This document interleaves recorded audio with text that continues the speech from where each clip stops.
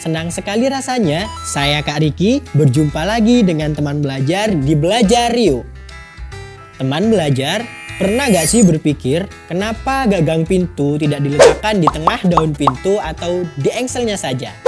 Kita akan cari tahu jawabannya di Belajar Yuk episode kali ini yang membahas tentang torsi.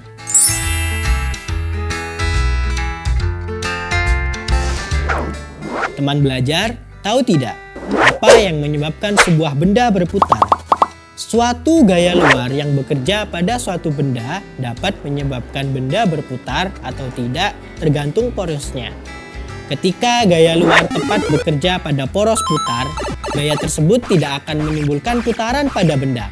Sebaliknya, ketika gaya putar bekerja pada lengan gaya tertentu yang memiliki jarak terhadap poros putar, maka gaya tersebut akan menimbulkan putaran pada benda.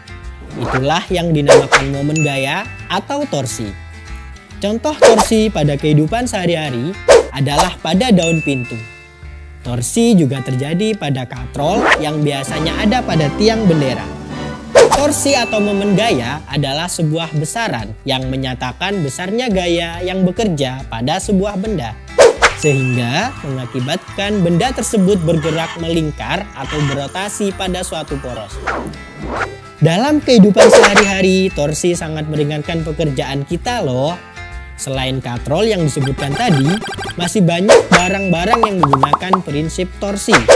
Barang-barang tersebut antara lain misalnya dongkrak, pintu, kunci pas, dan setir mobil. Torsi menunjukkan kemampuan sebuah gaya untuk membuat benda melakukan gerak rotasi. Sebuah benda akan berotasi jika ia dikenai torsi. Jadi torsi dapat disimpulkan sebagai gaya pada sumbu putar yang dapat menyebabkan benda bergerak melingkar atau berputar. Kita perhatikan pada sebuah pintu. Coba bandingkan. Apabila kita mendorong pintu pada ujung pintu dengan mendorong pada bagian tengah pintu, mana bagian yang lebih mudah untuk didorong? Kita akan merasakan gaya yang diperlukan untuk mendorong pintu dari ujung terjauh dari engselnya akan lebih ringan jika dibandingkan dengan mendorong tepat di bagian tengah atau engsel pintu bahkan. Contoh torsi yang lain adalah pada dongkrak. Dongkrak membantu kita untuk mengangkat benda berat seperti contohnya mobil pada saat bannya bocor dengan menggunakan tangan.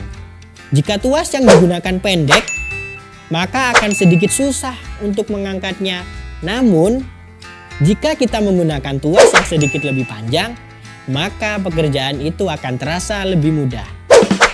Sejatinya bisa kita simpulkan bahwa dalam konsep torsi, semakin panjang lengan gaya atau semakin jauh jarak antara titik kerja gaya dengan poros rotasi, maka nilai torsinya akan semakin besar.